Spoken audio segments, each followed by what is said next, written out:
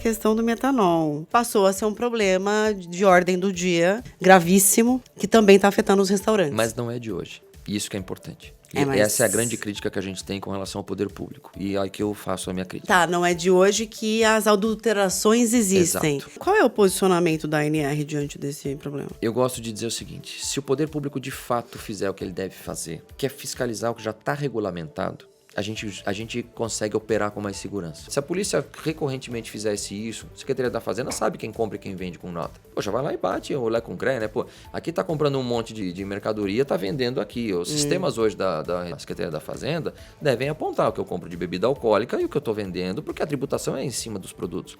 Você tem É fácil saber se não bate, teoricamente, né? A conta não vai bater. Você tem o LCM, você tem a especificação do item vendido. Exatamente. Então, quem tem muita discrepância em alguma coisa, tem algo de errado. O cara ele tem lá, o KNAI dele é de bar, ele tá localizado aqui naquele lugar. Poxa, e o cara não compra nenhuma bebida alcoólica, e não vende bebida alcoólica, sei lá, tem alguma coisa esquisita. Vai lá dar uma batidinha, dá uma olhada. A gente tá vivendo um momento que é muito complexo de empregabilidade pro setor. Mão de obra. Mão de obra, porque ele é um setor... É que, assim, eu não gosto de falar, às vezes, que a mão de obra é o problema, porque não é a pessoa que está trabalhando ali que é o problema. O problema é o quanto o nosso setor atrai como intenção de ser um lugar para empregar. Você enxerga que essa economia criativa, esses novos modelos de trabalho, Uber, iFood, que dão à pessoa ali uma flexibilidade? Sim, dão uma boa liberdade e flexibilidade, sim. Exatamente. Sem patrão, efetivamente? Sim. Isso tá tirando a mão de obra de vocês também, Tira. tá? Tira. Olá, sejam bem-vindos ao DC News Talks, o videocast da agência DC News,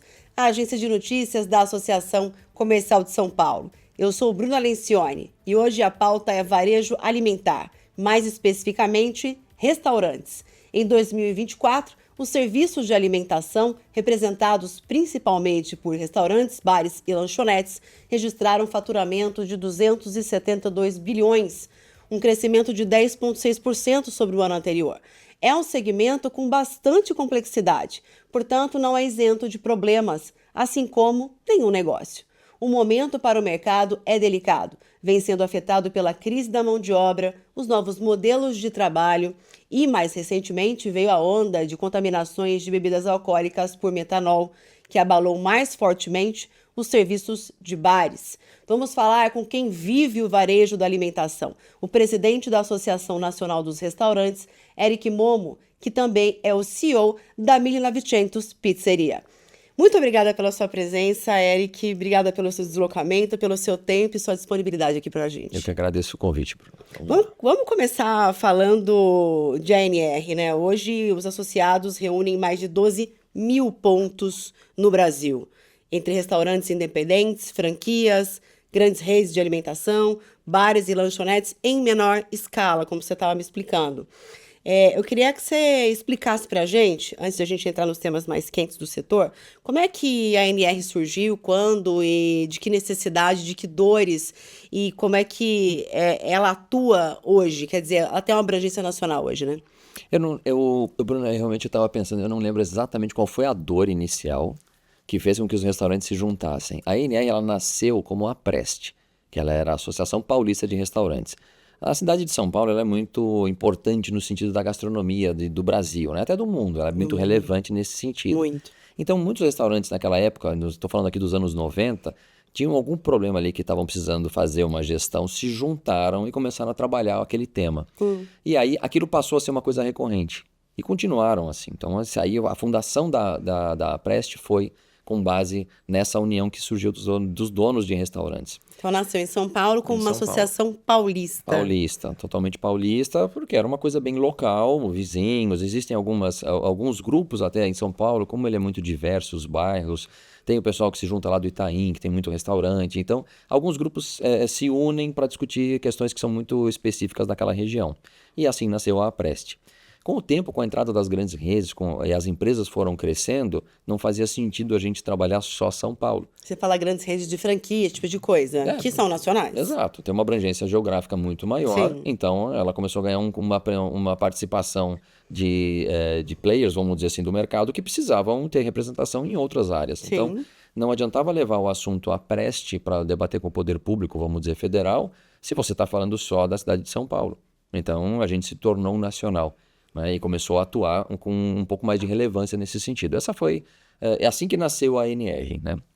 Ela sempre foi muito focada em trabalhar em parceria com o poder público. Acho que é uma coisa, a gente sabe que às vezes a gente precisa se posicionar de maneira firme, precisa brigar, precisa se defender, discutir, mas o nosso tom de conversa é entender a proposta do poder público, o que nos impacta e tentar achar um equilíbrio.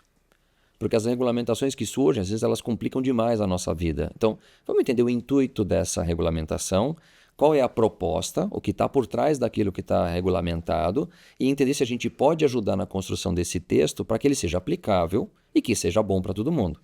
Quando as ideias surgem e elas não são bem estudadas, elas viram só uma complicação. Então a ANR ela não quer simplesmente ir lá e contrapor e questionar que a lei não deve ser colocada, tudo. Não, ela vai e tenta debater para construir em conjunto com o poder público para que a gente tenha condições boas de empreender e ao mesmo tempo a sociedade tenha segurança de que ela possa consumir nesses lugares. Você acha que o segmento evoluiu em termos de legislação, segurança sanitária, esse tipo de coisa com o passar do tempo? Você vê isso com bons olhos ou você acha que foi complicando a vida do empresário? Fazendo um contraponto só. Não, eu acho que ele melhorou muito no sentido, vamos pensar, acho que quem mais ganhou com isso ao longo dos últimos 30 anos, eu posso dizer com certeza, foi o consumidor, a sociedade em si. Por quê? Porque hoje você tem o Código de Defesa do Consumidor, você tem regras sanitárias, né, da vigilância sanitária, por exemplo, que ainda são um pouco confusas e estão um pouco desatualizadas e são municipais. Então elas têm uma particularidade que, por exemplo, uma grande rede que opera no Brasil inteiro, ela tem que se adaptar às vezes a uma particularidade de uma cidade que não necessariamente ela tem nas outras. Então isso gera uma complexidade na gestão do negócio, né? Mas essa formalização das práticas de todos os pontos, tanto trabalhista, que tem evoluído, né, a própria possibilidade de você negociar com sindicatos, para você entender a necessidade daquela região, né, você propor em conjunto com o sindicato uma solução que funcione para o estabelecimento e funcione para o trabalhador. E a ANR entra nisso? A ANR entra nisso também. Então a gente sempre tenta estar presente nesses debates e trazer essa visão do operador e colocar isso em pauta. Então, o consumidor final, com essas novas leis que foram surgindo, as regulamentações, algumas foram fazendo sentido, outras foram precisando ser adaptadas, algumas perdem o significado, porque as coisas evoluíram por um outro caminho e aquelas leis, ela não é mais aplicável, ela não serve, ela não funciona mais. Uhum. E ao mesmo tempo que vão surgindo necessidades diferentes, a própria sociedade vai evoluindo e demanda regulamentação, né? Então, algumas coisas surgem primeiro na prática. Essa prática precisa de uma regulamentação e aí surge o poder público em parceria com associações para conseguir regulamentar aquilo e todo mundo entender qual que é a regra que deve ser jogada. E você acha que o mercado de varejo alimentício brasileiro, ele está no páreo com o resto do mundo? Como é que você enxerga isso? O Brasil é um país muito grande, com suas regionalidades, suas peculiaridades regionais, muito diferente de países do mundo, né? Sim, Onde sim. você vai e culturalmente as pessoas comem as mesmas coisas em todas as regiões. É quase que assim no mundo inteiro. E aqui é muito diferente. Isso diz que o segmento também tem uma complexidade muito grande, não é? O segmento de gastronomia, de restaurantes. Como é que você faz essa análise? A gente tem uma complexidade e uma diversidade que é muito interessante, porque o Brasil, ele é um país muito novo, assim como os Estados Unidos, se a gente for pegar as Américas, né? Então, quando você compara com a Europa, que tem uma tradição, o espaço físico europeu ele é menor e a diversidade é muito maior. Então, você tem, posso falar da Itália porque é da minha origem, da minha família, da gastronomia que eu atuo, mas a Itália, por exemplo, qualquer pequeno deslocamento que você faz, você já muda muito a qualidade dos produtos. Qualidade eu digo no sentido de especificação, não se é bom ou ruim, né? Uhum. Então, as características dos produtos em regiões diferentes, muito próximas, eles são muito voltados àquela cultura local. Quando você pega um país como o Brasil e os Estados Unidos, por exemplo, que receberam imigrantes que vieram da Itália, vieram do Japão, vieram da Turquia, da Alemanha, Portugal, a própria pessoal da África, né? Então, assim, existe uma diversidade cultural que o Brasil acabou se adaptando com os ingredientes locais. Então, isso gera uma diversidade gastronômica que a gente tem e outros países não conseguem oferecer. Né? Então, a gente desenvolveu muito nisso. E os grandes chefes ou grandes cozinheiros, a gente tem bons restaurantes aqui que estão brigando pau a pau com qualquer restaurante do mundo. Nós temos restaurantes estrelados, pizzarias premiadas, chefes que estão entre os melhores do mundo. Então, assim, o Brasil, neste ponto, ele não perde nada pelo que tem aí no mundo. Agora, isso nem estava na pauta, né? Veio na minha cabeça agora. A gente falando aí de gastronomia, a gente até estava conversando na redação outro dia sobre alta gastronomia e como isso tem movimentado o mercado de um jeito diferente de um tempo para cá, não é? Sim. Como é que você enxerga isso? Porque realmente a gente tem restaurantes estrelados, restaurantes listados entre os melhores do mundo, bares, inclusive o Tantan de novo saiu aí como um dos melhores bares do mundo mais uma vez. Quer dizer, o Brasil ele tá na rota, né? Sim. E você acredita que esse mercado da alta gastronomia existe um oceano oportunidades Para se investir, vamos exatamente, pensar assim? para se Claro. investir, para se acreditar? Existe, mas depende muito do tipo de negócio que você quer atuar, né? Eu falo, por exemplo, para você pensar, quando você monta um negócio, normalmente quem entra na gastronomia, antigamente, posso falar pelos meus pais, era para um negócio para ter uma renda extra, era uma coisa descompromissada. Meus pais montaram uma pizzaria e depois de 10 anos o meu irmão que resolveu começar a expandir. Então 10 anos depois que a gente começou a pensar numa outra unidade. E eu tenho um amigo, eu estava conversando com ele, que também é de pizzaria, ele abriu a primeira unidade e a segunda ele abriu 3 meses depois. Porque ele já pensa o negócio para crescer. Então, quando você vai montar um restaurante, se você tem um plano de negócio pensado para ser uma rede, você vai atuar de uma certa forma. Eu quero montar um negócio para ser franquia. Então, eu vou montar para ser uma franquia. Vou validar a operação, montar um manual para trabalhar com franquia. Vou operar minha própria rede. Ou eu quero montar um restaurante para ser estrelado. Então, eu tenho que ter um restaurante com uma característica que não dá para fazer 20. Né? Ele vai ter que ser único. Então, aí todo o teu foco é totalmente diferente. Então, em toda a parte da gastronomia, você tem possibilidades de desenvolvimento e investimento que vai depender muito de como o empreendedor vai olhar e onde ele vai querer atuar. Se ele vai querer dar escala para o negócio ou ele vai operar como um restaurante único. Mas eu tenho a impressão de que de alguns anos para cá, talvez da última década para cá, a qualidade da alta gastronomia brasileira, até da média, aumentou bastante. Você enxerga da mesma maneira? Eu enxergo sim, porque o que acontece? Você pega o trabalho dos grandes chefes que vieram lá do passado, hoje a gente tem, eu não vou citar nome para não esquecer de ninguém, tá? Mas vamos pensar lá, antigamente você tinha bons cozinheiros. O termo era cozinheiro, não era chefe. Chefe é um cargo que você tem na cozinha. Mas os bons cozinheiros, eles faziam um bom trabalho, mas era muito pouco divulgado. Porque você não tinha como, eles não eram caras estrelados no sentido de aparecer na mídia. Ah, sim. Né? Então eles não eram tão divulgados, mas o restaurante era muito conhecido porque tinha um cara bom por trás. Então com o tempo isso foi avançando porque as pessoas ganharam uma projeção pública, tanto que surgiram escolas de gastronomia, até programas de TV que falam disso. Muitos. Então isso trouxe à tona uma tendência de todo mundo quer fazer escola de chefe, né? É aquela coisa que a gente entra num paradoxo aí, né? Aprende a cozinhar primeiro, cria um time, depois você chefia. Então existe uma cadência para você virar um chefe de cozinha. Né? Então esse ponto ele vai acontecer naturalmente depois que você está sendo bom na cozinha. Então os bons chefes foram se desenvolvendo e foram cada vez mais divulgando um bom trabalho. Então a base de conhecimento do cozinheiro médio do Brasil subiu. Porque tem mais conhecimento disponível. Então é muito natural que, vamos dizer, com restaurantes mais estrelados e passando mais subchefes ali trabalhando com eles, eles vão aprendendo numa escola na prática e vão se desenvolvendo. Aí depois vão criando seus próprios restaurantes. Então esse desenvolvimento é muito natural. Então hoje, se você comparar os restaurantes de alta gastronomia hoje, com possibilidade que eles têm por terem desenvolvido o mercado, desenvolveram também fornecedores. Então você tem importação de produtos, produtores locais. Então aquela coisa de eles estarem perto de produtores rurais que atendem aquelas demandas. Então isso tudo foi desenvolvendo em conjunto. Então eles fizeram um bom trabalho nesse sentido. Que legal. Você é CEO da 1900 Pizzeria. Isso. Que tem quantos anos? A 1942. Bons anos de estrada. Bons anos de estrada. E aí foi da sua família? Meus pais fundaram isso. Eu comecei lá com 12 aninhos. Virou franquia? Não. A gente tem uma gestão própria. Quantas lojas? A gente está com 13 operações. Em São Paulo? Por enquanto, sim. Isso. São todas E em como São é Paulo. que você deriva dessa sua ocupação como empresário para presidente de uma entidade tão relevante quanto a ANR? Eu falo que foi um acidente de percurso. Eu estava andando, tropecei e caí lá para dentro, né? Foi mais ou menos isso.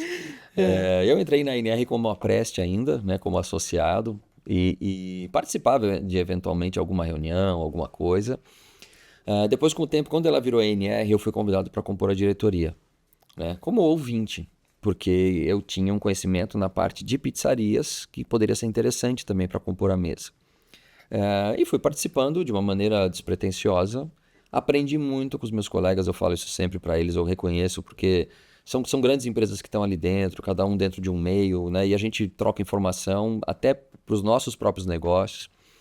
Até em paralelo à NR, a gente às vezes se encontra, eu vou num restaurante de um amigo, ele vem, a gente troca experiências, forma de gestão, como é que a gente está cuidando do time, troca de equipamentos, recomenda fornecedores. Então a gente faz um trabalho de construção em conjunto. E isso a gente trabalha na reunião, vamos pensar assim, nos nossos encontros como diretoria pelo setor, e em paralelo a gente trabalha por si, né, pelo seu próprio negócio. Com o tempo, isso foi demandando 500 ações que foram surgindo, leis que precisavam ser derrubadas, porque fala, poxa, essa lei vai interromper o funcionamento, precisamos rever, há coisas que a gente conseguia adaptar.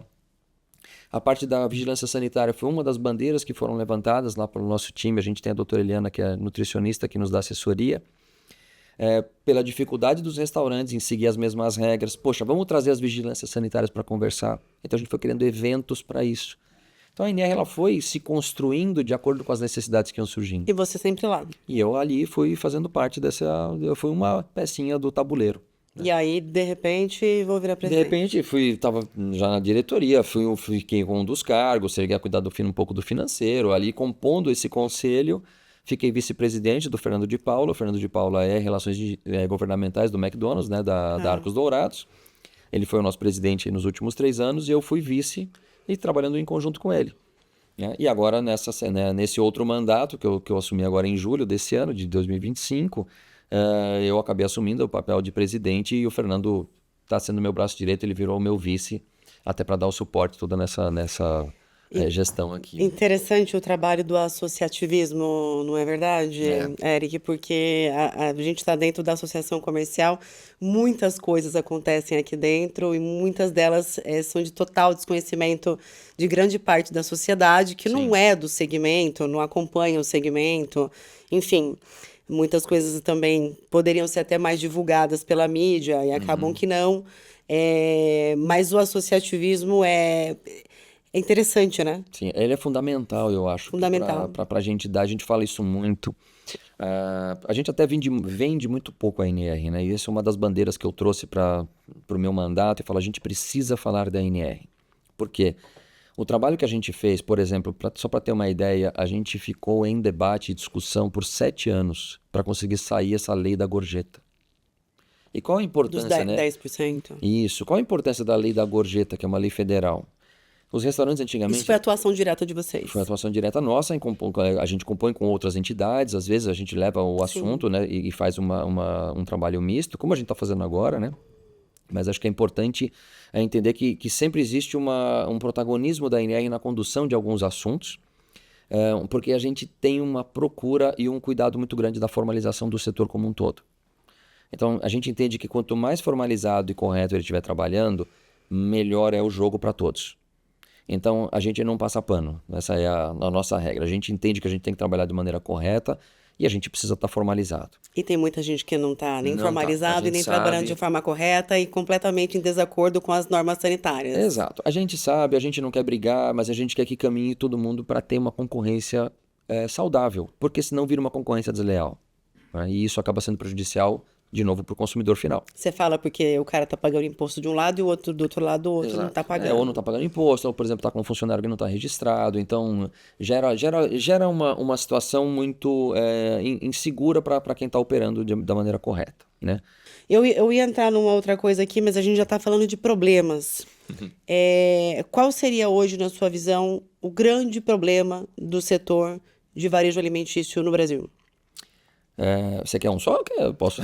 A gente pode ficar aqui Tem falando tempo? deles, temos tempo. Olha, eu acho que assim, a gente tem a gente tem problemas, mas tem coisas que são, vamos dizer, mudanças que a gente tem que se adaptar, né? Agora, a gente está vivendo um momento que é muito complexo de empregabilidade para o setor. Mão de obra. Mão de obra, porque ele é um setor... assim, eu não gosto de falar às vezes que a mão de obra é o problema, porque não é a pessoa que está trabalhando ali que é o problema. O problema é o quanto o nosso setor atrai como intenção de ser um lugar para empregar. Quanto que a gente é atrativo? Poxa, quantas pessoas querem trabalhar numa chapa para ser hamburguero ali, para ficar na frente do calor, ou forneando uma pizza, ou trabalhando ali no gelado, ou num restaurante. Então, isso tudo é correria, é final de semana, é horário. Eu falo, a gente trabalha para o lazer muita dos dedicação. outros. Então, se você não gostar de trabalhar com isso, você não vai ficar. Você não aguenta e vai procurar outra coisa. A gente sabe que é um setor que remunera mal. Por quê? Porque os custos de mão de obra são muito altos, a gente depende muito de mão de obra e é um setor que a gente não consegue estocar coisa feita. Eu não consigo preparar 10, 15, 20 hambúrgueres e deixar eles prontos e a hora que chegar um cliente eu vendo. Vou trabalhar na segunda-feira das 8 da manhã até meio-dia, eu preparo todo o lanche, deixo pronto, do meio-dia a 1 eu vendo tudo. Não. Não, vocês têm uma certa previsibilidade baseada em Exato. métricas que vocês, Mas obviamente, têm, mas eu entendi o ponto. Mas eu não consigo deixar tudo pronto para deixar essas pessoas chegarem no final de semana folgarem. Claro. Eu preciso delas no horário em que a gente tem movimento. Sim. Então esse é um dos grandes problemas que a gente tem hoje. As pessoas não querem trabalhar mais nesses horários. E é onde a gente tem as demandas mais altas. Você enxerga que essa economia criativa, esses novos modelos de trabalho, Uber, iFood, que dão à pessoa ali uma flexibilidade. Sim, dão uma boa liberdade e flexibilidade, sim. Exatamente, sem patrão, efetivamente. Sim. Isso tá tirando a mão de obra de vocês também, tá? Tira. Tira, e assim, meus colegas vão me xingar, mas eu assim, tira e eu não acho ruim. Porque eu acho bom para que as pessoas tenham opção. O que tem é o seguinte, poxa, será que ele ganha mais trabalhando como motorista de Uber ou fazendo alguma atividade diferente, ou ele ganha mais no restaurante? Será que ele vai ser mais feliz como motorista ou aprendendo a fazer um lanche ou atendendo um cliente no salão? Então, quando a gente começa a criar um ambiente legal, que acho que é isso que as empresas de gastronomia e do setor de lazer em si têm tentado colocar. Ser uma empresa boa para se trabalhar. Então, uma boa remuneração, um bom ambiente de trabalho, uma boa relação trabalhista, uma relação de hierarquia boa, com bons chefes, com líderes que cuidam das pessoas. Então, tudo isso, as empresas estão se remodelando todas para se tornarem atraentes, para que as pessoas queiram trabalhar lá. Você enxerga dessa forma? Eu enxergo dessa forma. Eu falo, isso para mim é uma lição de casa. Poxa, se eu tô perdendo gente que trabalharia no meu restaurante fazendo pizza, que é uma coisa legal, e você olhar, poxa, eu tô fazendo pizza. Eu tô alimentando as pessoas que estão ali na minha frente. Ou uma família que está em casa. Se eu preparo uma pizza gostosa, eu pensar que isso aqui que eu montei tá chegando na casa de alguém e elas estão ali, uma família, tá batendo um papo, conversando com algo que eu fiz com as minhas mãos. Eu acho isso do caramba. Agora, se eu não consigo passar essa ideia pro meu time e ele prefere trabalhar numa outra coisa, eu falo, poxa, eu tô falhando como um fomentador do setor, né? Então, aí a gente começa a olhar, poxa, mas e os horários de trabalho? E a carga cansativa? Como é que a gente consegue remodelar? Um dos temas que a gente está tentando acertar é essa questão da escala. Esse assunto, né, da 6x1, 5x2. Tem gente que está modelando 6x2, que é como teste. A gente entende, poxa, as pessoas hoje querem 2 dias de folga a mais, né? Eles querem, talvez, esses 2 dias ele consegue se programar para fazer um passeio, viajar um pouco com a família, talvez, que talvez não consiga em outras situações. Agora, será que isso cabe para todo restaurante? Porque tem lugar que não vai conseguir. Eu vou ter que contratar tanta gente para cobrir essas folgas que vai encarecer. A gente tem uma ociosidade muito grande. Muita gente vai fazer cobertura, né? Então, por exemplo, a gente pede muito a flexibilidade. Você tem outros lugares do mundo que você tem flexibilidade de horários de trabalho. Agora, e no Brasil a gente tem uma complexidade muito grande porque tem uma carga mínima de horário.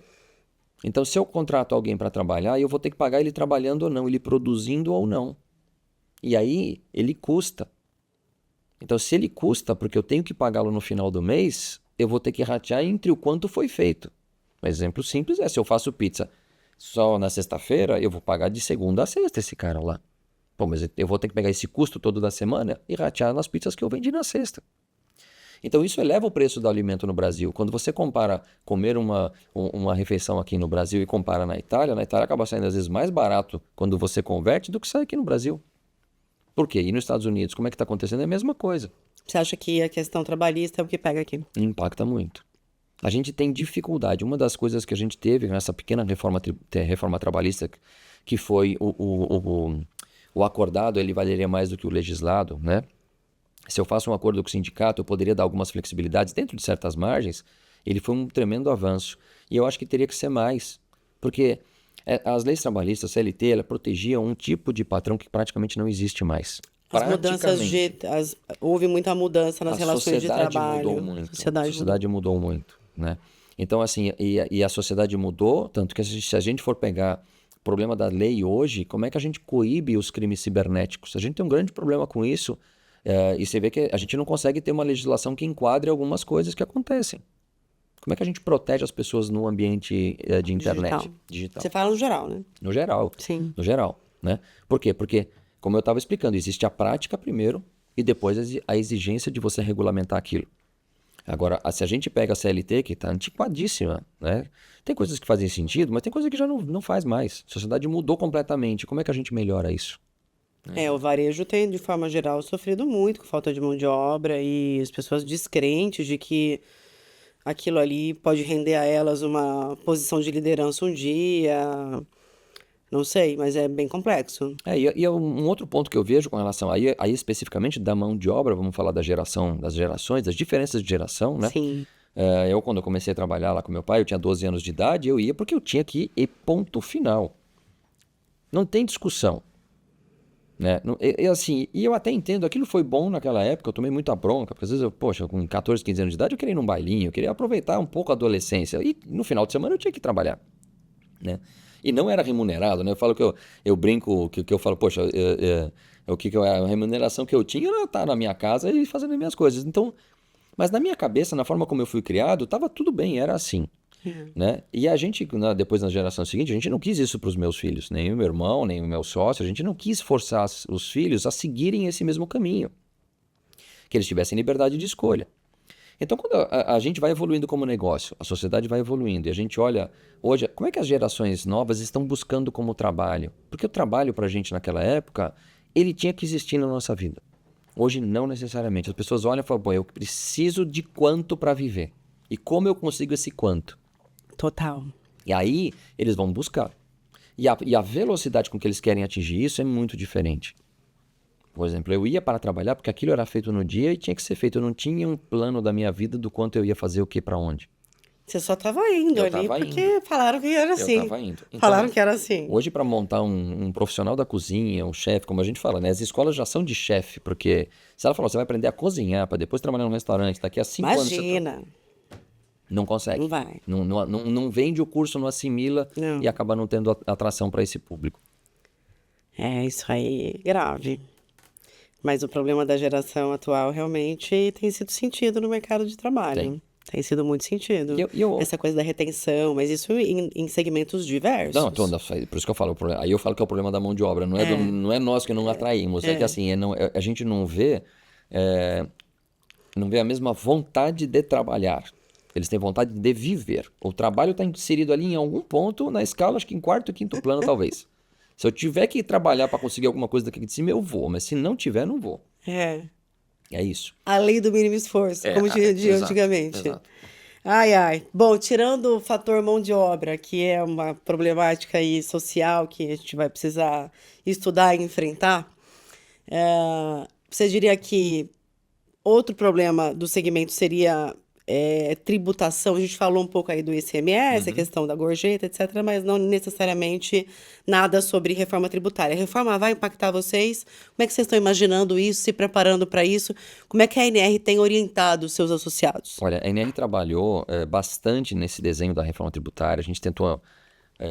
uma das nossas bandeiras foi a questão do campo à mesa.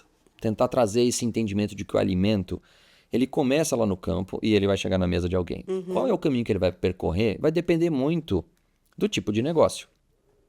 Pode ser que ele vá para a indústria, pode ser que ele vá direto de um produtor rural ali, ele vai direto para um prato, numa salada ou numa coisa um pouco mais artesanal, não importa. Mas a gente trouxe esse entendimento para o poder público de que se isso é alimento, a gente tem que tributar pouco.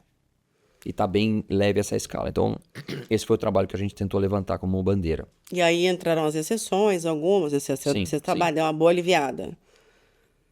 Você acha? O que a gente imagina que vai acontecer, perdão, ao longo do tempo, com a transição, porque a gente precisa fazer a transição toda. Hoje a gente, de fato, não sabe o que está custando lá na frente. Porque toda a cadeia tributária do Brasil é muito confusa. Desde o frete de quem entrega, o combustível, a energia elétrica que ele pagou lá atrás, a água que ele usou. Isso tudo vem tributando. Então vai chegando ali na frente, que quando você olha um negócio, você não sabe quanto que ele está te custando e quanto que é imposto que está sendo carregado ao longo da cadeia. Ninguém sabe. Tanto que o conceito do IVA, que seria só você tributar, perdão, sobre o valor agregado ao longo da cadeia, nem aqui no Brasil a gente conseguiu desenhar isso direito, porque você tem a parte de serviços e você tem a parte de produtos. E a tributação estadual, a municipal de serviços, né? E a parte que é federal. Como é que você junta esse ninho de mafagafos e tenta tirar uma regra única para a transição? Todo município teria que aguardar repasse da federação. Então, e aí o ISS, que seria o Imposto sobre Serviço, ele perde a arrecadação direta. Então, para os municípios iria ficar muito complicado. Então, aí criou-se o IBS e o CBS. Então, vamos separar uma parte. Ficou essa confusão. A gente tentou simplificar, mas mesmo essa simplificação através da reforma tributária não vai ficar tão facinho como a gente gostaria. Operacionalmente, vai mudar o quê? Melhor é o seguinte. Quando o nosso fornecedor entregar para a gente mercadoria, a gente vai conseguir creditar na cadeia toda. Então, toda vez que tiver um imposto recolhido, esse imposto vira um crédito na parte seguinte. Então, a gente vem creditando, a gente sabe o que a gente está pagando de insumo e sabe o que está pagando de tributo. Aí lá no final, na última ponta, todo esse tributo que foi teoricamente arrecadado, ele vai compondo tributo que não precisa ser pago de novo. E aí o contador que se vire. Teoricamente não vai ser complexo, porque imagina assim, se eu estou pagando só sobre o que eu agreguei de valor, né, se eu compro um insumo por R$100 ali e eu faço ele valer 110, né, eu vou pagar só sobre os 10 que eu fiz ele valer. É essa que é a conta. Entendi. Tá, então, você acredita que tá tudo bem em relação à aplicação da reforma no ano que vem? Porque tem alguns presidentes de associações, esse tipo de coisa, sentando aí, até o pessoal enfim, segmentos diversos, e tem gente que tá realmente se sentindo no escuro e achando que o pessoal não tá se preparando. Não, aí é uma outra coisa. Eu entendi como é que ela funciona, tá? Para fazer a transição já vai ser outra novela. Por quê?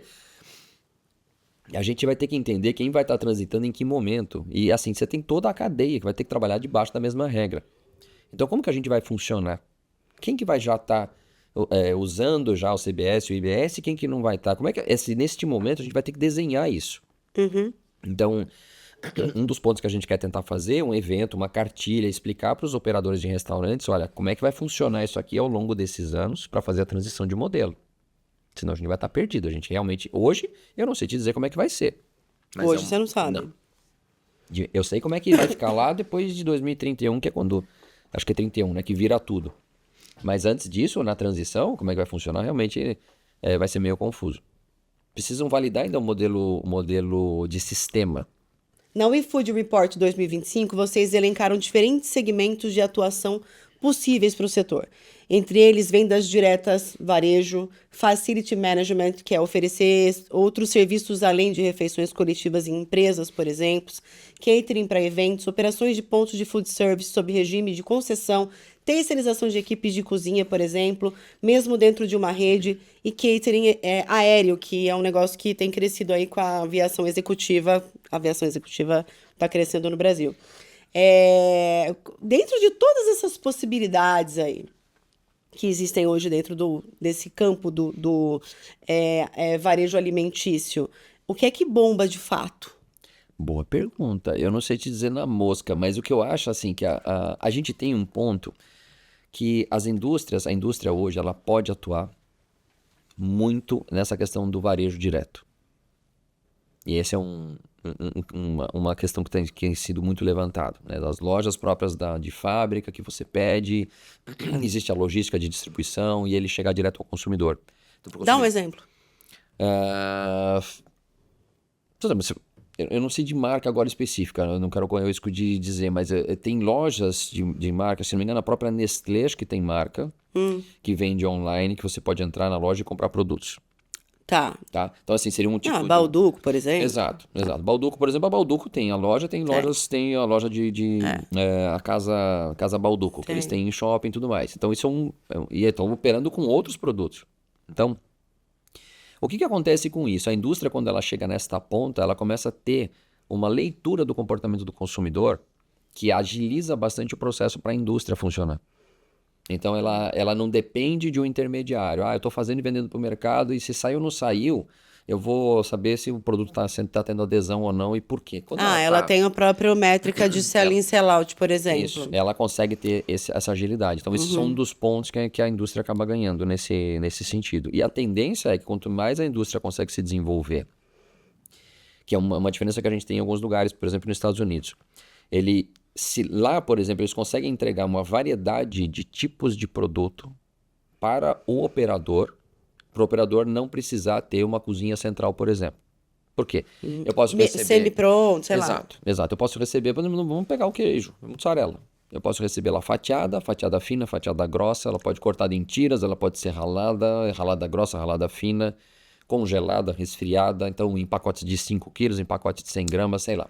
A gente pode pensar nessas marcas como Spoleto, essas redes que você chega no balcão e as coisas estão exatamente porcionadas, né? Isso. Tem algumas outras marcas também que trabalham com porcionamento, acho que aquela rede Boali de... Sim, a Boali também. A Boali também. Isso, mas ele tá lá, ele já é o operador. A indústria brasileira hoje não entrega essa variedade pro operador final. Nos Estados Unidos... É ele mesmo que é o que precisa operar essa compra. Esse cara que tá na ponta que precisa fazer isso. Não, hoje sim. Hoje aqui, por exemplo, eu compro mussarela em peça, por exemplo, eu ralo para fazer as minhas pizzas. Então Mas numa loja como a Boali, por exemplo... Também o mesmo processo. Só que ele vai comprar, por exemplo, se ele tiver uma grande rede, que alguns fazem isso, eles têm uma cozinha central que compra, processa tudo. Então eles criam uma mini indústria só para fazer esse processamento. Perfeito. Então isso, de certo modo, encarece um pouco a logística e a cadeia toda, porque eu tenho que comprar, eu tenho que armazenar, eu tenho que produzir, contratar gente, fazer e vender para mim mesmo. Então alguns restaurantes, algumas redes que existem, que tem cozinhas centrais, eles até terceirizam. O cara fala, poxa, eu vou montar uma cozinha para mim, mas eu tenho ainda 20, 30 lojas, eu vou chegar em 100. Mas eu já vou montar uma cozinha para 100 operações. Então, nesse meio tempo, eu posso atender outra cozinha. Então, e vende isso para outros restaurantes, outros players. Se a indústria fizesse isso direto, com a capilaridade que ela tem de logística, ela poderia já entregar na ponta para o próprio operador. Né? Então, isso é uma das pontas que surgem, que acontecem, que a gente explora muito mal. Explora mal. Eu acho. No Brasil é mal explorado. Tá? E isso é culpa de quem? Eu acho que é cultural do nosso setor. Que surgindo esses modelos e batendo e mostrando, a gente vai desenvolvendo a outra ponta. Então, eu já vi, e eu participei já uma vez, eu estou participando de um outro grupo, que é junto com a indústria para desenvolver produto. Então, eles vão lá na ponta, no restaurante, e falam, poxa, o que você está usando? Isso aqui. Como é que é? Então tem um cara lá de desenvolvimento do produto da indústria que está falando comigo. Aí então essa comunicação é meio falha. Não é todo mundo que faz e nem todo mundo que está pronto para isso, mas eles têm buscado fazer. Você acha que isso é, de repente, uma pauta importante? Isso é uma pauta de desenvolvimento da cadeia como um todo. Perfeito. Por exemplo, um exemplo simples, se eu pudesse comprar mussarela ralada, eu jamais compraria ela em peça. Por quê? Por que eu tenho que ter equipamento para ralar? Mas se a gente compra no mercado ela ralada, por que não se vende para o varejo alimentício, então, gente? Depende. Aí a gente tá falando... É igual, por exemplo, eu tenho a calabresa que eu compro, não é vendida no varejo. A aí são que produtos eu compro, específicos. Não vende no varejo. Isso. A gente tá falando de food service.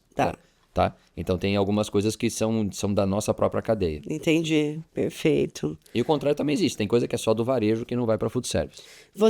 Esse crescimento de 10,6% que vocês tiveram entre 2023 e 2024, ele se deu de uma forma, está se dando de uma forma orgânica ou esse dado está um pouco inflado por conta da inflação que a gente acumulou no ano passado? Esse crescimento, eu acho que é crescimento de faturamento mesmo. Provavelmente está inflacionado um pouquinho. Tá. Não deve ter sido corrigido, eu acredito. E aí a inflação ela vem de uma maneira muito vagarosa, retraindo. Como é que... Eu diria que ela está perdendo velocidade. Está perdendo velocidade. Está com a taxa de juros... Está longe da meta ainda, isso, mas com essa taxa de juros a gente espera que ela arrefeça mais rapidamente. Como é que isso tem impactado aí para vocês? Impacta vocês? Impacta, mas eu acho que a gente tem... Eu falo que a gente tem um universo próprio. Porque depende muito da produção, né? Demanda, produção. Então, o que aconteceu ali naquela ponta quando os Estados Unidos começou a colocar o tarifaço? Vou cobrar um monte. Agora vamos vender tudo no mercado interno. O Brasil é um bom exportador de carne, né? De proteína. Então, o que acontece? Vai vender no mercado interno, eles precisam se soltar. Não, eles acharam alternativa para outros países. Então, a expectativa que a gente tinha de que iria cair um pouco o preço, deu uma segurada por um tempo e depois voltou ao normal. Tem mercado lá fora, vai vender lá fora. A nossa moeda e nosso mercado não é forte. Então, a gente está meio regrado por essa movimentação. A gente teve, quando começou a guerra da Ucrânia, que a Rússia invadiu a Ucrânia e Rússia são dois enormes. A Rússia acho que é o maior produtor de trigo no mundo e a Ucrânia não é o maior, mas é um dos maiores, né? Pô, imagina eles dois brigando. De onde vem o trigo? Então, o trigo, que é um commodity, o preço disparou. Então, isso impactou no preço da farinha para cá. Poxa, mas a farinha, quanto que ela compõe no meu custo? Né? Para a pizza em si, é baixo. Mas na cadeia toda, ela vai dispersar ali no meio, mas sobe o custo. Então, especificamente, às vezes, algumas coisas, elas dão uma arrastada no preço. Clima. Todo restaurante que trabalha tem produto vegetal, não adianta. Então, você vai trabalhar com verdura, você tem coisas que são ali da lavoura, e aí tem uma mudança brusca no clima, você perde, às vezes, alguma produção. Aí você tem picos de preço. Então, isso tudo vai impactando para a gente de uma forma que, às vezes, não está regrado pelos indicadores de mercado. Então, a gente destoa um pouco disso. Tanto que a alimentação fora do lar é um dos indicadores que a gente tem para compor a inflação. E tem crescido a alimentação fora do lar. Tem. Por inúmeros fatores, inclusive comportamentais. Culturais. A gente teve a pandemia mudou muito o funcionamento da sociedade, vamos pensar assim. Né? Então, o delivery alavancou muito durante a pandemia. Hoje ele deu uma acomodada, mas ele continua em alta. E mudou a dinâmica de trabalho das empresas. Né? Então, todo mundo tinha um trabalho fixo num lugar. Algumas empresas se realocaram, outras trabalham hoje com modelo misto, alguns trabalhos são em home office, outros trabalham locais. Sim. Então, isso trouxe uma mudança muito grande. Então, essa mudança mudou também o perfil de consumo em casa. Aí as pessoas hoje, ela fala, poxa, eu não tenho necessidade de comprar no supermercado para me organizar, para cozinhar, porque eu posso fazer um pedido num aplicativo ou num restaurante. Eles vão me E o entregar iFood eu acho que deve ter mexido muito com o segmento, né? Sim. O crescimento do iFood é uma coisa o estrondosa. iFood, exato. Hoje a gente tem outros players, né? A gente já tem a 99 operando aqui em São Paulo. Com em muita Goiânia. propaganda, inclusive. E aí tem a Meituan, que é a outra Sim, player a chinesa, que vai chinesa. chegar em breve aí, que a gente está esperando também com o Kita, que é o aplicativo deles. E você acha que isso é mais um ingrediente aí positivo para o segmento? É bom porque vai trazer concorrência. O que acontece com a entrada do iFood? O iFood a gente é parceiro nosso também, porque a gente troca informações. Quando precisa brigar junto, a gente briga. E quando precisa brigar com eles, nós brigamos também. A gente tá sempre na mesma... a gente joga limpo aqui na NR, né? O iFood, ele é um tremendo fomentador do setor quando ele permite que um restaurante, quando vai começar a vender, abra sua plataforma, coloca para vender, abre seu restaurante e ele já está no celular de praticamente quase todo mundo com a possibilidade de fazer venda. Então, porque não é assim que acontece? Não, é rápido isso. Antigamente não. Imagina, meu pai quando abriu a pizzaria, a gente tinha que distribuir folheto nos prédios para dizer que tinha uma pizzaria ali na esquina. Ah, sim. Então, essa divulgação que era muito... Isso é instantâneo agora. Isso. Entrei no iFood, já apareci para todo mundo. Aparecer para todo mundo. Então, ele tem uma velocidade de crescimento, ela é rápida, ele já larga bem. Então, ele tem uma possibilidade de ter o payback dele mais rápido e de prosperar como um empreendedor. E você acha que isso também pode ter alavancado? É que eu não sei se alavancou, né? Entre 2023 e 2024, foram abertos 32.085 estabelecimentos. Quantos fecharam, vocês não têm. Porque vocês explicaram que, às vezes, a pessoa fecha a porta, mas não fecha o CNPJ. Isso. Então, esse número, ele pode ser muito equivocado. A gente precisaria olhar exatamente qual é a base deste número certinho, tá? Eu não sei exatamente qual foi o critério usado. Às vezes é por estimativa, cruza um pouco de dados e a gente tira uma estimativa. Até quando a gente fala de abertura de restaurantes... Não tem nem MEI envolvido nisso então, aqui, né? Aquele que está em casa com uma MEI vendendo dentro de um prédio residencial... Vendendo bolo no iFood. Está fazendo bolo no iFood vendendo ali, que nem pode ser fiscalizado porque está dentro de você passa na frente, é um prédio residencial. Você não sabe se 3, 4 moradores ali estão vendendo brigadeiro, bolo, pastel, o que está fazendo? Não dá para saber, né? Porque não é a proposta daquela edificação não é comercial. Né? Agora, se isso está acontecendo de sair num aplicativo e não tem nenhuma preocupação, que é onde a gente briga com o iFood, que é, poxa, cadê a preocupação do iFood de colocar esse cara na mão de todo mundo?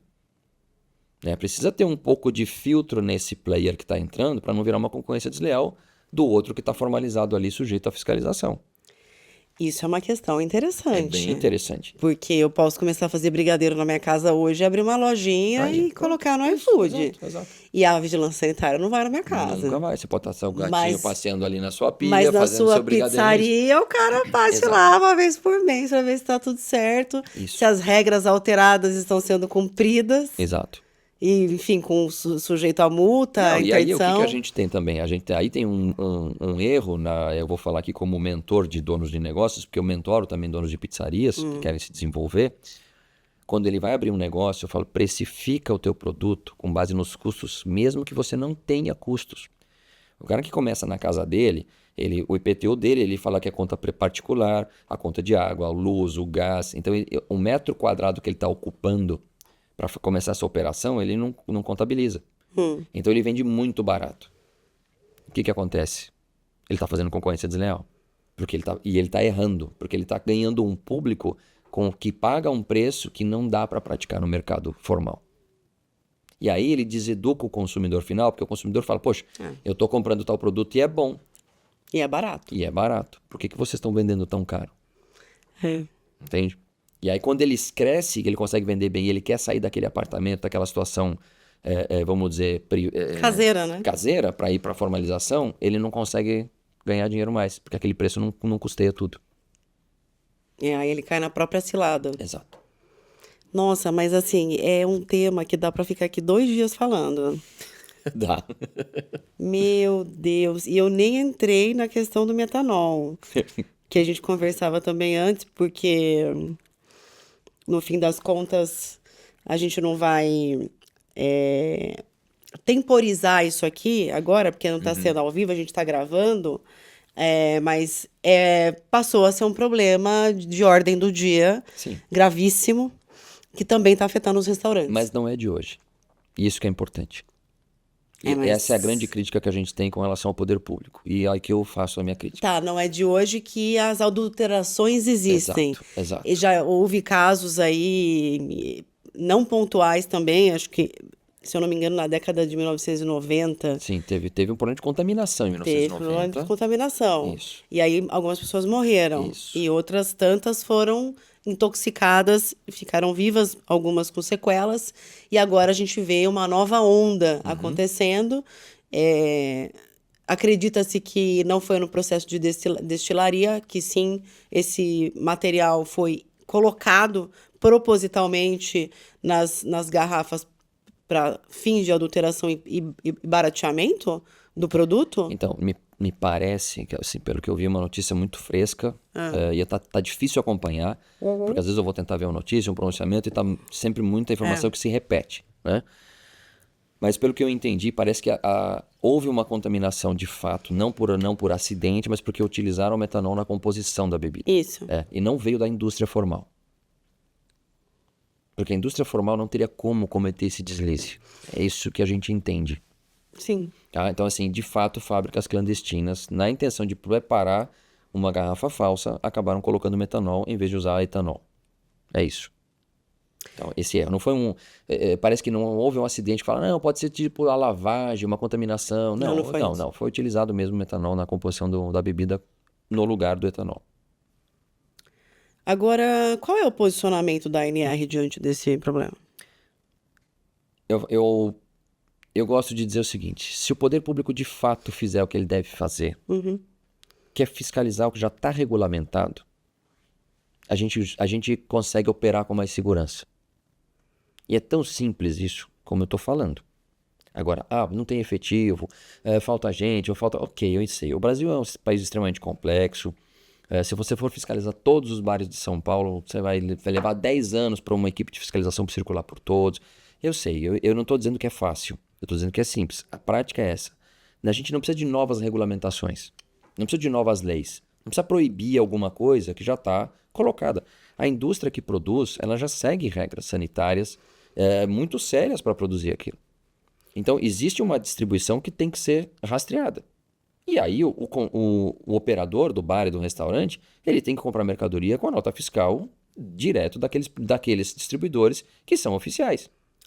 Se isso acontece da maneira correta, o consumidor que está lá na ponta aqui hoje, neste momento temporal que nós estamos discutindo, não está frequentando os bares porque ele está com medo, é porque a relação perdeu a confiança. E perdeu a confiança por quê? Porque existem alguns casos que são a exceção do mercado, que não foram fiscalizados a tempo, acabaram gerando esses óbitos e geraram todo esse prejuízo para a sociedade. Se houvesse fiscalização do PROCON, da Secretaria da Fazenda, se houvesse a Vigilância Sanitária, a própria Polícia Civil, se fizesse isso de maneira recorrente nos estabelecimentos e verificasse documentação, pega para fazer análise. Pega de vez em quando bebida, pega um alimento, faça isso de maneira recorrente. Torna a prática da fiscalização uma coisa recorrente. Aí o operador fala, poxa, a fiscalização veio, não achou nada, ótimo. Mas se eu sei que o fiscal pode vir a qualquer momento, eu vou procurar trabalhar direito. E a impressão que a gente tem é, se alguém estava fazendo isso de boa, é porque sabe que não vai ser fiscalizado. Não está preocupado com isso. É coisa da impunidade. E aí acaba gerando aquilo que a gente está falando da concorrência desleal. Por um certo lado, poxa, quem está vendendo mais barato? Eu vou comprar dali que é mais barato.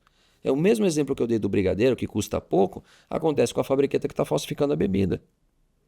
Você não sabe o que o cara está dizendo, que ele está pondo lá. Enquanto tem quem compra, vai ter quem vende. Exato. Agora, tem uma parte que é falsificação, por exemplo, eu vendo a pizza lá da 1900 na minha caixinha, tal, tudo bonitinho, vamos dizer que custa lá R$120.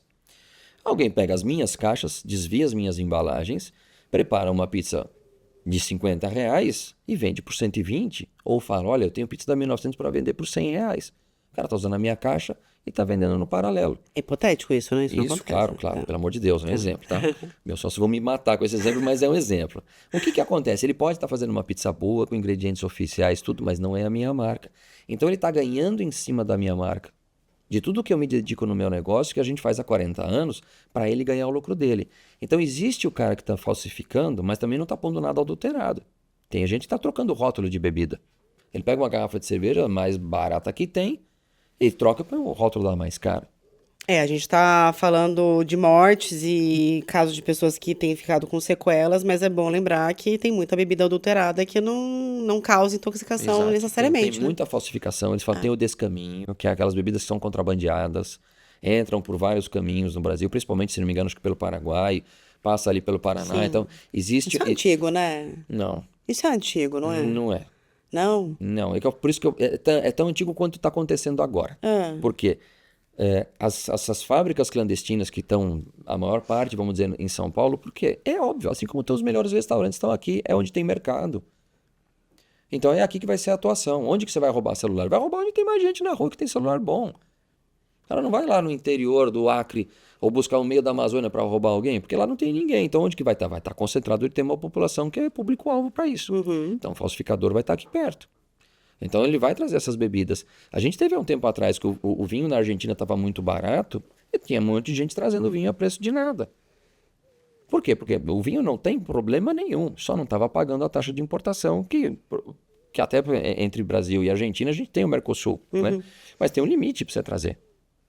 Você não pode pegar e virar um importador informal ali, encher teu carro com 50 caixas e trazer. Gente, vamos trabalhar da maneira formal, né? Então a pessoa que foi lá e comprou por conta própria para fazer isso, ela está trazendo um cenário que não corre risco de saúde, mas tem desvio de verba porque não está arrecadando para onde deveria arrecadar. Claro, com certeza. A gente está falando de evasão. A gente fala de evasão. A gente fala que o poder público fala, e se não me engano, acho que falaram em 50 bilhões de perda. Eu estou chutando um número que me lembro de cabeça, mais ou menos, entre 28 e 50 bilhões de perda de arrecadação por bebidas adulteradas. Então, quanto que daria para... Mas isso é velho, eu tava falando, isso não é antigo? A prática, sim. Sim, por isso que eu abri a resposta dizendo, o posicionamento da ANR é se o poder público faz o que deve, aí onde a ANR tem que atuar e as outras associações estão buscando atuar. Aí é dentro de casa. Em treinamento para a equipe, em orientação para o consumidor. A gente tem que formar brigadas que saibam o que estão fazendo, não deixar o cara levar uma garrafa de bebida embora, falar, cara, isso aí que você está levando, você vai gerar crime. Então, esse trabalho a gente tem que fazer de um lado e o poder público tem que fazer o dele do outro. Então, é o trabalho em conjunto. Nós temos sociedade que nos organizada de um lado, mas o poder público precisa agir. Agora, qual o poder que eu tenho como restaurante e ver que um cara está vendendo uma coisa muito mais barata? Eu vou fazer uma denúncia, posso fazer uma denúncia, como é que chama? Anônima. né? Para pedir para ser mas- fiscalizado. Mas quem me garante que alguém vai ali lá? é uma prática ilegal que ele está fazendo? Se a polícia recorrentemente fizesse isso, a Secretaria da Fazenda sabe quem compra e quem vende com nota. Poxa, vai lá e bate, ou lá com CREA, né? Pô, aqui tá comprando um monte de mercadoria, tá vendendo aqui. Os sistemas hoje da Secretaria da Fazenda devem apontar o que eu compro de bebida alcoólica e o que eu tô vendendo, porque a tributação é em cima dos produtos. Você tem É o... fácil saber se não bate, Teoricamente, né? A conta não você vai tem o bater. LCM, você tem a especificação do item vendido. Exatamente. Então, quem tem muita discrepância em alguma coisa, tem algo de errado. O cara ele tem lá, o KNAI dele é de bar, ele tá localizado aqui naquele lugar. Poxa, e o cara não compra nenhuma bebida alcoólica, ele não vende bebida alcoólica, sei lá. Tem alguma coisa esquisita. Vai lá dar uma batidinha, dá uma olhada. Eric, muita coisa para ser falada. Meu Deus do céu, ainda precisava tocar no assunto do futuro, do food tech, inteligência artificial, automação de processos, back-office, problemas operacionais. Vamos voltar na segunda Vamos edição. voltar a vamos fazer uma parte 2. Não, mas faz um panorama aí pra gente. Fala de futuro do segmento, o que você acha aí? Inteligência artificial batendo a porta, automação de processos. Já tem gente de pizzaria falando que está automatizando parte dos processos. E também todo esse desafio operacional e de fazer dar lucro, né? Sim. Eu gosto de brincar com uma coisa na automação, que o pessoal fala, eu sou contra a automação, porque tira... Eu falei, tá bom, tira a maceira, você não vai usar fósforo para acender seu forno, você vai lá cortar a lenha, no machado, Boa. você vai limpar, deixar secar, você vai construir seu forno, você vai botar ali dentro, você vai raspar os pauzinhos um no outro e vai acender esse fogo.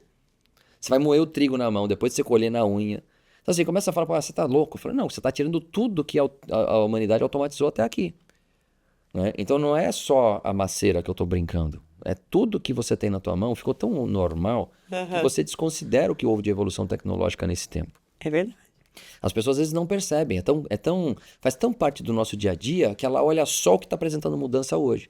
E ela esquece tudo que foi carregado pelas outras gerações. Mas como é que você acha que é o futuro do O segmento? futuro vai sempre facilitar a nossa vida.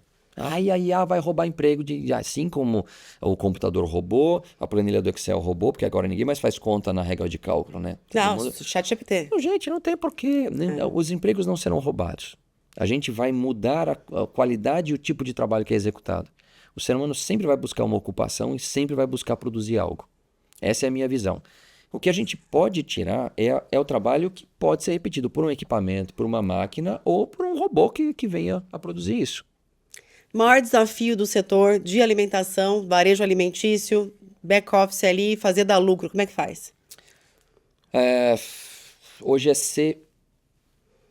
a palavra é essa, mas é ser eficiente. E aí eu gosto de trazer luz, às vezes, para quem opera restaurante, é entender o seguinte: todo dinheiro que entra no negócio é do seu cliente. E tem muita coisa de que, eu vou fazer taxa grátis. Taxa grátis, tá bom, mas o custo da operação do delivery você vai pôr aonde?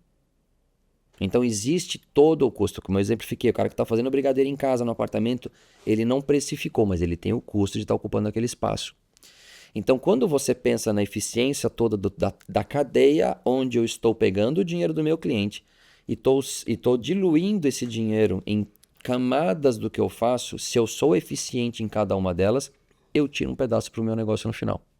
E aí, o que está saudável é o que está girando em torno de 15% de margem. Isso. E tem que gerar lucro. O restaurante, o negócio, qualquer empreendedor precisa ter lucro.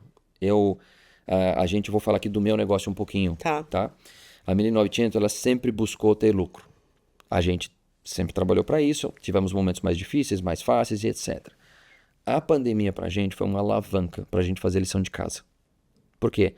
Eu tinha uma equipe grande, eu precisava dar uma enxugada, e assim, os funcionários estavam trabalhando com a gente há muito tempo, estavam muito acomodados, e você fala, poxa, a gente vai deixando para depois. E naquela hora não dava para deixar nada para depois. Então eu tive que tornar meu negócio extremamente eficiente. Eu tinha uma margem ok? Tinha. Mas quando o meu faturamento caiu mais de 40%, eu falei, eu não podia deixar aquela margem ok. Eu já estava entrando no prejuízo.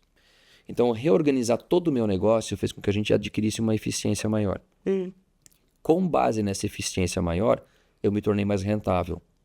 Com base numa rentabilidade maior, eu pude aumentar as operações. Então, eu tive até a pandemia 7 operações. Hoje nós temos 13 operações. A gente tem mais 2 para sair esse ano. Qual que é a ideia disso? Este lucro está empregando mais gente. Tá? Eu estou comprando de mais fornecedores. Eu estou gerando mais consumo de embalagens, eu estou gerando mais consumo de recursos e estou retribuindo para a sociedade isso em volta. Então, se eu opero direitinho, pago tudo que deve ser pago, jogo as regras do jogo, eu estou ocupando o lugar na formalização e tornando uma sociedade mais justa. Esse é o papel que eu entendo do lucro dentro de um negócio. E aí, no final, a gente tira uma parcela para os sócios. Então, se a gente for eficiente e visar o lucro, a gente consegue retribuir para o nosso negócio, a sociedade ganha com isso. E o erro que as pessoas cometem, você já falou, quer dizer, não diluir aquilo que foi o dispêndio, né? De cada item. O que cada item representa dentro da cadeia. Você tem que olhar para todos eles ao longo do teu negócio. Porque... Isso é margem de contribuição? Não, margem de contribuição especificamente é quando você tira o custo do item. Por exemplo, uma pizza minha custa R$100, só exemplificando, 30% é custo dela. Minha margem de contribuição é 70%. Tá? Então, aí o que acontece? Cada vez que eu vendo uma pizza, eu tenho um custo de 30%. Só que os 70% que eu estou pegando é para pagar meu aluguel, por exemplo. Aluguel é mão de obra. Eu não aumento o custo do aluguel e da mão de obra de acordo com como aumenta a minha venda.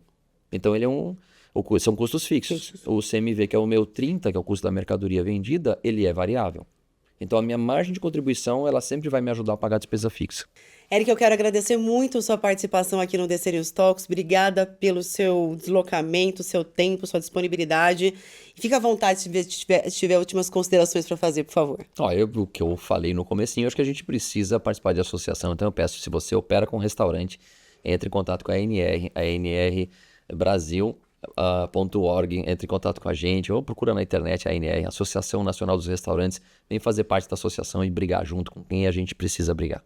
A Secretaria da Fazenda e Planejamento do Estado de São Paulo informou que atua de forma permanente e estratégica na fiscalização do cumprimento das obrigações tributárias e na prevenção de fraudes fiscais em todas as etapas da cadeia de comercialização de mercadorias, incluindo bebidas alcoólicas. Disse também que a atuação fiscal é pautada por critérios técnicos e análises de risco, com base em dados provenientes das notas fiscais eletrônicas e demais documentos fiscais digitais emitidos por contribuintes paulistas e de outros estados, e que essas informações alimentam sistemas de monitoramento e inteligência fiscal que permitem identificar inconsistências, simulações de operações e omissões de receita, direcionando a ação dos auditores fiscais de maneira mais eficiente. Ainda afirmou que a Cefaz-SP possui competência legal para fiscalizar o cumprimento das obrigações tributárias, especialmente no que se refere ao recolhimento do ICMS. Já aspectos relacionados à regularidade sanitária, à qualidade dos produtos e às condições de comercialização são de atribuição de outros órgãos públicos, com os quais a Secretaria mantém cooperação em operações conjuntas quando há indícios de irregularidades. Além disso, falou que o governo de São Paulo mantém força-tarefa intersetorial de enfrentamento à contaminação por metanol e que está firmando parcerias com entidades dos setores de bebidas e alimentação, incluindo restaurantes, bares, hotéis, eventos e supermercados, para aumentar a segurança sanitária